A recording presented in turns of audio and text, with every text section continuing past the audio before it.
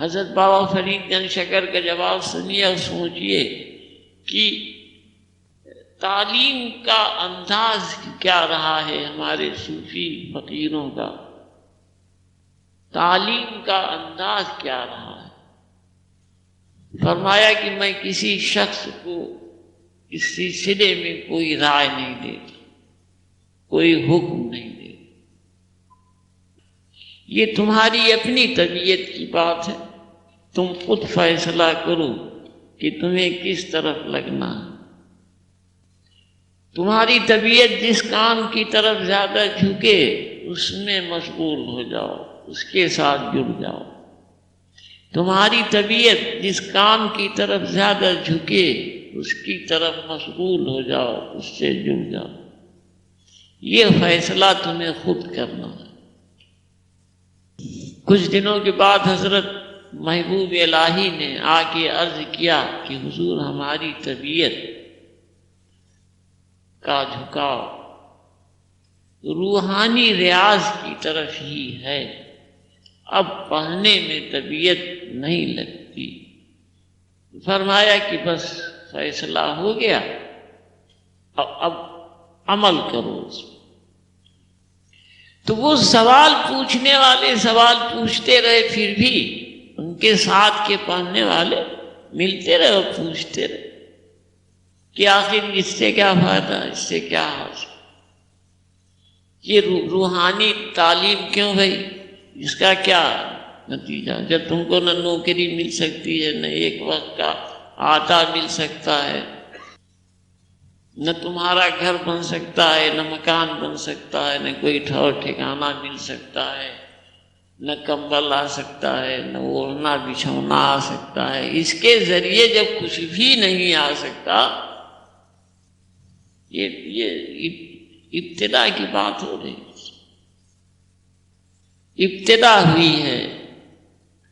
اس حالت میں کچھ بھی نہیں آتا، جو کہہ رہا ہے وہ درست کہہ رہا ہے۔ یہ شروع زمانے میں کئی برسوں تک کچھ نہیں آتا۔ جو فل ٹائمرز ہیں ان کی بات ہو رہی ہے، جو لوگ رہے ہیں اس طرح کے ان کی بات ہو رہی ہے کہ سب کچھ چھوڑ دینے کے بعد اور اس زندگی سے ہی صرف جڑ جانے کے بعد ان کے پاس کچھ باقی نہیں بچتا، نہ گھر بچتا ہے، نہ مکان بچتا ہے، نہ روٹی کپڑا بچتا ہے، نہ کوئی دیکھ بھال کرنے والا بچتا ہے، نہ کوئی پرسان حال بچتا ہے۔ صرف ایک سخت منزل بچتی ہے آنکھوں کے سامنے، جس سے گزرنا اور اس منزل تک پہنچنا جہاں تک کا ارادہ اس نے پہلے دن باندھا ہے۔ اب یہیں پہ استقامت کی منزل آتی ہے، یہیں پہ صبر کی منزل آتی ہے، یہیں پہ شکر کی منزل آتی ہے۔ پیٹ بھرا ہو، کھانا کھا رہے ہوں آپ، اطمینان سے گھر میں سو رہے ہیں، اب آپ پھر شکر ادا فرماتے ہیں تو کوئی خاص بات نہیں۔ شکر ادا کرنے کا موقع وہ ہے کہ جب کچھ نہ ہو اور آدمی نہایت صبر سے قائم ہو اور شکر ادا کر رہا ہو۔ تسلیم و رضا کی منزل یہی ہے، تسلیم و رضا کی منزل یہی ہے کہ جب کوئی سامان موجود نہ ہو پھر بھی اپنے پیدا کرنے والے کی طرف احسان کی نگاہوں سے دیکھ رہا ہو، تعظیم کی نگاہوں سے دیکھ رہا ہو، بلند اس کو بلند سمجھ کے دیکھ رہا ہو، تب سچ مچ شکر کا مقام ہے۔ پیٹ بھرا ہو، دوپہر کا کھانا کھا کے اٹھے، رات کا کھانا کھا کے اٹھے اور شکر ادا کیا، اب یہ کوئی خاص بات۔ تو یہ اسی طرح کا شکر ہے کہ جیسے آپ کے ساتھ کسی نے کوئی نیکی کی اور آپ نے تھینکس کہا اس کو، تھینک یو، بس بات ختم۔ یعنی اس شکریہ کا اثر اندر موجود نہیں ہے، زبان پہ ایک لفظ ہے، آیا، بات ختم۔ تو جو لوگ اصلی زندگی جیتے رہے روحانی راستے میں، ان کی بات ہو رہی ہے۔ اصلی زندگی جینے کی طرف بڑھ رہے تھے حضرت محبوب الہی نظام الدین اولیاء۔ کشمکش قائم تھی، سوالات پوچھے جا رہے تھے کہ اس سے تمہیں کیا ملے گا۔ وہ جواب دے رہے تھے کہ روح کی دنیا وہ چیز ہے، روح وہ چیز ہے جس سے تمہارا یہ وجود قائم ہے، جس کی وجہ سے تمہاری یہ دنیا قائم ہے، تمہارا گھر مکان قائم ہے، تمہارے رشتے ناطے قائم ہیں، تمہاری دولت قائم ہے، تمہارا علم اور تمہاری عقل قائم ہے۔ جس دن یہ ڈیٹیچ ہو جائے گی اس دن ختم ہو جائے گا، تم اس لائق بن جاؤ گے کہ اٹھا کے پھینک دیے جاؤ۔ تو حضرت محبوب الہی نے کہا کہ ہم اسی طرف دیکھیں گے، جو چیز ہماری اصل ہے ہم اس طرف دیکھیں گے، اب دوسری طرف نہیں دیکھیں گے، اب دوسری طرف نہیں دیکھیں گے، اور پوری زندگی اسی پہ قائم رہے۔ شنکراچاریہ کی طرح تھوڑے دن بعد لوٹ کے پھر واپس گھر نہیں آئے۔ جس منزل کی طرف بڑھے تھے سخت سے سخت امتحان دیتے نکل گئے، صبر و شکر کے ساتھ قائم رہے، تسلیم و رضا کا دامن نہ چھوٹا، استقامت سے جڑے رہے۔ کتنی سخت منزل تھی۔ بابا فرید نے شکر میں آواز دی، تشریف حاضر ہوئے، تشریف لائے، پوچھا کیا مانگتے ہو؟ فرمایا استقامت عطا فرما دیجیے۔ آپ لوگ کسی طرح بھی اس لائق نہیں ہیں کہ اس لفظ کی قیمت، اس مانگنے کی قیمت کا اندازہ کر سکیں۔ وہ شخص مانگ رہا ہے جس کے ساتھ دنیا کی کوئی بلندی، کوئی نوکری، کوئی بزنس، کسی طرح کے کوئی رشتے ناطے موجود نہیں ہیں، کسی طرح کا کوئی سہارا موجود نہیں۔ وہ مانگ رہا ہے کہ استقامت عطا فرما دیجیے، یعنی ہم اسی راستے پہ قائم رہ سکیں، ہمیں یہ عطا کر دیجیے۔ فرمایا کہ جاؤ تمہیں بخشا، یہ چیز قائم، پیٹ بھرا ہو، سب سامان موجود ہو، ہر طرح کی راحت ہو، گھر مکان موجود ہو، پھر استقامت پہ ہیں تو وہ کون سی خواب؟ محبوب الہی کو جو استقامت حاصل ہے اس کے مقابلے میں وہ کچھ نہیں۔ تو یہ تسلیم و رضا کے میدان سے گزرنے والے لوگ، اس طرح سے صبر کا دامن پکڑنے والے لوگ، اتنے مضبوط دل دماغ کے لوگ، اتنی بلندیوں پہ پہنچے اور چاند و سورج بن کے روشن ہوئے پوری کائنات۔ حضرت کسی کے گھر مہمان ہوئے، کوئی اپنے گھر لے آیا، بیٹھا اور ٹھکانہ دلی میں بہت دن رہے تو کوئی صاحب لے آیا، کچھ دن بعد کسی بات پہ ناراض ہو گئے، بستر لپیٹا، اٹھا کے باہر پھینک دیا۔ حضرت نے نہایت سکون سے بستر اٹھایا، نہ دعا کی، نہ کچھ برا کہا، نہ بد دعا دی، چپ چاپ اٹھا لیا بسترا لے کے، ٹوٹی ویران مسجد میں آئے اور وہیں قیام فرمایا۔ اب کسی طرح اس کے دل میں خیال آیا، جس نے بستر پھینکا تھا تو وہ آیا، شام ہوتے ہوتے اس نے کہا کہ ہم سے بڑی غلطی ہوئی، بھول ہوئی، اب آپ چلیں پھر سے قیام فرمائیں ہمارے گھر پہ۔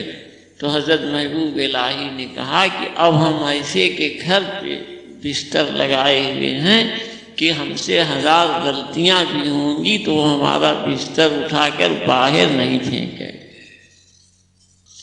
ایسے بخشنے والے کے گھر میں ہیں، ایسا رحم کرنے والے کے گھر میں ہیں اس طرح معاف کر دینے والے کے گھر میں ہیں کہ ہم سے 1000 غلطی ہوگی، 1000 جرم ہوں گے، لیکن ہمارا بستر اٹھا کر وہ باہر نہیں پھینکے۔ تو اتنی استقامت کے لوگ اس طرح کتنے مضبوط ہیں، کوئی شکوہ شکایت نہیں، نہ کوئی جھاں جھاں ہے، نہ ابے تبے ہے، نہ بکنا جھکنا ہے، ابے جا تو اجڑ جائے گا اور تیرا یہ ہو جائے گا وہ ہو جائے گا۔ اکثر آپ لوگ اس جگہ پہ اس طرح کی گفتگو سنتے ہیں کہ ہم نے اس کو یوں کہا تو یوں ہو گیا تھا، یوں کہا تو یوں ہو گیا۔ اس سے نہ الجھے، نہ اس کو کچھ اس سے تو میں کی، اس لیے کہ وہ الجھتے، تو میں کرتے تو کنسنٹریشن ختم ہو، جماؤ ختم ہو جاتا۔ جس طرف ذہن تھا وہ ہٹ جاتا۔ 12 بج رہے ہیں، اب آپ لوگ کھانے پینے کی فکر کریں، تھوڑی دیر پھر یہ پیچھے ابھی جو مضامین ہوئے تھے اس کو پھر ہم لوگ ریپیٹ کر لیں۔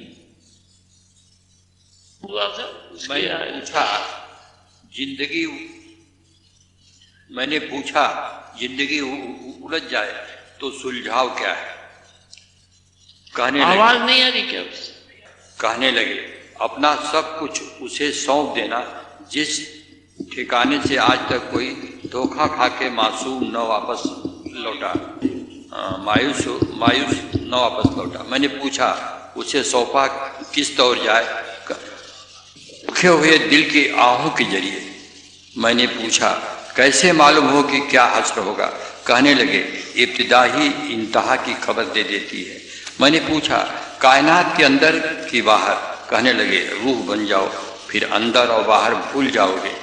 جگہوں کی بہت زیادہ آگے نکل گیا، پھر شروع سر، اوپر سے ذرا پھر سے شروع کی، اور یہاں شروع کیا سر؟ ہاں جہاں سے شروع۔ میں نے پوچھا زندگی الجھ جائے تو سلجھاؤ کیا ہے؟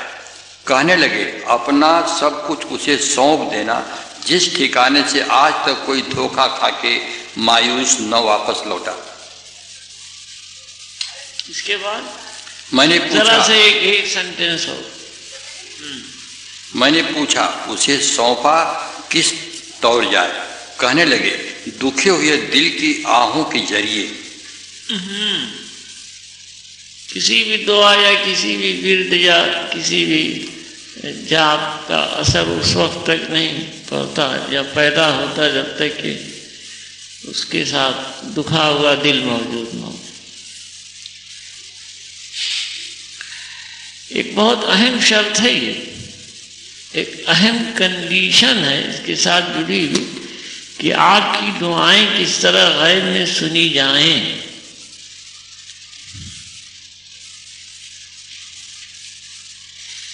شرط کیا کیا ہے کہ آپ کی دعا غیب میں قبول کر لی جائے اور سن لی جائے، کوئی بھی اچھا آپ کی پوری کر دی جائے، خواہش پوری کر دی جائے، آپ کوئی تمنا رکھتے ہیں وہ سرسبز ہو جائے، ہاں وہ سرسبز ہو جائے۔ تو ایک شرط یہ کہ دکھے ہوئے دل سے دعا مانگی جا رہی ہو تو دعا قبول ہوتی ہے۔ اب دکھے ہوئے دل کی کنڈیشن کیا ہوگی؟ ظالم کی دعا قبول نہیں ہوتی، ظلم کرنے والے کی دعا قبول نہیں ہوتی، مظلوم کی دعا قبول ہوتی ہے جس پہ ظلم ہوا ہو، جس پہ ظلم ہوا ہوگا اس کا دل دکھا ہوگا، اس کے دل میں درد پیدا ہوگا۔ دوسری طرف ایک اور چیز سامنے آتی کہ ضرورت پیدا ہوئی کسی چیز کی اور وہ نہ ملی تو درد پیدا ہو گیا، کسی چیز کی ضرورت پیدا ہوئی اور وہ اسے نہ ملی اور ایک مدت تک نہ ملی تو اس کمی کی وجہ سے اس کے اندر ایک درد پیدا ہوگا۔ اب یہ دکھا ہوا دل، اس مضمون میں جس طرح اشارہ کیا جا رہا وہ یہی ہے کہ اب یہ دکھا ہوا دل ہے، اور اس طرح کے دل کے ذریعے جب کوئی دعا مانگی جاتی ہے تو وہ ضرور سنی جاتی ہے اور قبول ہوتی ہے۔ اب پیٹ بھرا ہو، نہایت مطمئن ہے، ہر طرح سے کسی طرح کی کمی کا کوئی احساس موجود نہیں ہے، تو جو کچھ بھی پڑھے گا یا کہے گا یا کرے گا یا مانگے گا اس میں کوئی اثر نہ ہوگا، اس کے ساتھ درد جڑا ہوا نہ ہوگا، اس لیے اس کے قبول ہونے کا یا اسے سن لیے جانے کا سوال ہی نہیں پیدا ہوتا۔ چاہے وہ آپ کا جاپ ہو یا آپ کا کوئی ذکر ہو یا آپ کی کوئی فکر ہو یا کسی طرح کی کوئی دعا ہو، ہر ایک کے ساتھ یہی شرط موجود ہے۔ ہر کجا درد دوا، ہر کجا مرض شفا آ جا رہا۔ حضرت رومی مثنوی میں فرما رہے ہیں کہ مرض جہاں موجود ہو وہاں شفا پہنچتی۔ تان گیریت طفل کے جوشل لبن، جب تک بچہ نہیں روتا ماں کی چھاتی میں سے دودھ نہیں اترتا۔ یہ مضمون حضرت رومی کا اسی درد کی طرف اشارہ۔ اپنی زندگی میں درد پیدا کر لو، بجائے اس کے کہ ایک گمان قائم رکھو اپنی بلندی کا، اپنی اونچائی کا، اپنے پیر ہونے کا، فقیر ہونے کا، کامل ہونے کا، مرشد ہونے کا۔ اس گمان کے بجائے یا حیثیت رکھنے کا، اتنا کھیت ہے، اتنے مکان ہیں، اتنے گھر ہیں، اتنی حیثیت ہے، بے فکر ہیں ہر طرح سے، اب پھر دعا میں مشغول۔ دو مختلف چیزیں آپس میں اکٹھا ہو رہی ہیں، ہر طرح مطمئن ہے اور پھر دعا میں مشغول ہے، ذکر میں لگا ہے یا فقیری راستے میں لگا ہے، تو ایسے لوگوں کو کبھی کچھ نہیں ملتا۔ بہت اہم باتیں ہیں، بہت دھیان سے سننے کی، ایسے لوگوں کو کچھ نہیں ملتا۔ درد موجود ہے تو ملتا ہے، شرط یہی ہے کہ ذرہ درد دل عطار کا حضرت فرید الدین عطار، حضرت منصور حلاج نے 150 برس بعد 2 کپ لیا، 2 کپ 2 پلیٹ لیا۔ حضرت منصور حلاج نے 150 برس بعد اپنے وصال کے انہیں فیض دیا تھا، خود تشریف لائے۔ شہر بستان کے ملک ایران میں ایک جگہ ہے، وہاں کے فقیر ہیں، عطر بیچتے تھے، تیل بیچتے تھے، خوشبوئیں بیچتے تھے، لیکن تخلص بھی اپنا عطار رکھا۔ منطق الطیر ایک بہت اہم کتاب صوفیوں کے کورس میں رہی ہے، وہ آپ کی لکھی ہوئی ہے۔ تو حضرت فرید الدین عطار کہہ رہے ہیں کہ دنیا کی کوئی چیز ہمیں نہیں چاہیے، ذرہ درد دل عطار کے دل کو درد کا ایک ذرہ عطا فرما دیجیے۔ اور درد پیدا ہوتا ہے جب کمیوں کا احساس ہو تو، جب کمیوں کا احساس ہو تو درد پیدا ہوتا ہے، ورنہ نہیں پیدا۔ کچھ نہ ہونے کا احساس، جوڑ توڑ کرنے والے، دنیا کی زندگی میں عقل سے حکمتیں نکالنے والے، وہ سام دام اور ڈن اور بھید، اس طرح کی دنیا میں اس طرح کی باتوں پر عمل کرنے والے لوگوں کے اندر درد نہیں موجود۔ درد نہیں موجود ہوتا تو انسانیت نہیں موجود، آدمی نہیں موجود ہوتا۔ تو دکھے ہوئے دل سے دعا مانگا کس طرح جواب ہے دکھے ہوئے دل سے. اور دل دکھا ہوا اسی وقت کسی کو ملتا ہے جب کمیوں کا احساس، کچھ نہ ہونے کا احساس. اور جب سب کچھ ہونے کا احساس ہوتا ہے کہ نوکری ہے، تنخواہ مل رہی ہے، گھر ہے، مکان ہے، ساتھ میں جینے والے لوگ ہیں، سب ہنسی خوشی ہے، ٹیلی ویژن، ٹیلی فون، سب کچھ موجود ہے، کسی طرح کی کمی کا کوئی ایسا احساس موجود نہیں ہے جو درد پیدا کر دے، تو غیب میں قبولیت نہیں ہوتی، دعا نہیں سنی جاتی. جھینکتے رہتے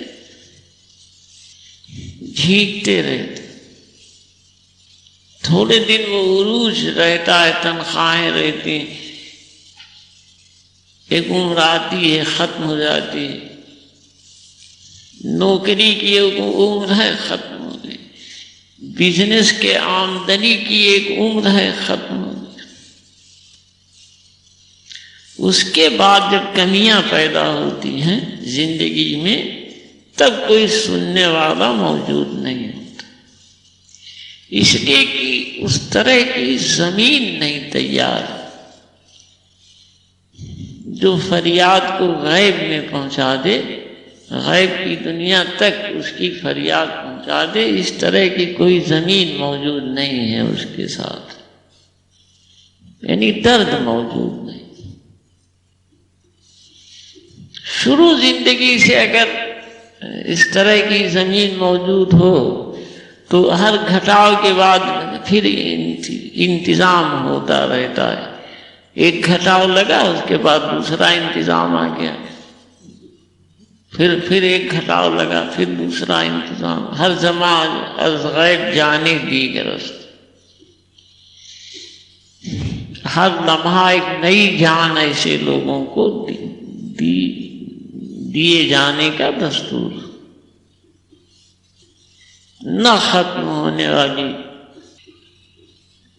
زمین کے اوپر زندگی جو انتظام سے جڑی ہے، پرورش سے جڑی ہے، غیب کے انتظام سے جڑی ہے اور غیب کے پرورش سے جڑی ہے، نہ ختم ہونے والی، ایک کانٹینیوٹی رکھتی ہے لگاتار. اور یہ زندگی جس پر آدمی ظاہری طور پر مطمئن ہو لیتا ہے کہ اب سب کچھ ہے، یہ کسی نہ کسی دن ایک جھٹکے سے ختم ہو جاتی اور اس کے بعد پھر کوئی انتظام نہیں ہوتا، اس کے بعد پھر کوئی انتظام نہیں ہوتا. دونوں زندگیوں کا فرق یہ ہے. حضرت ابراہیم بن ادہم گھر مکان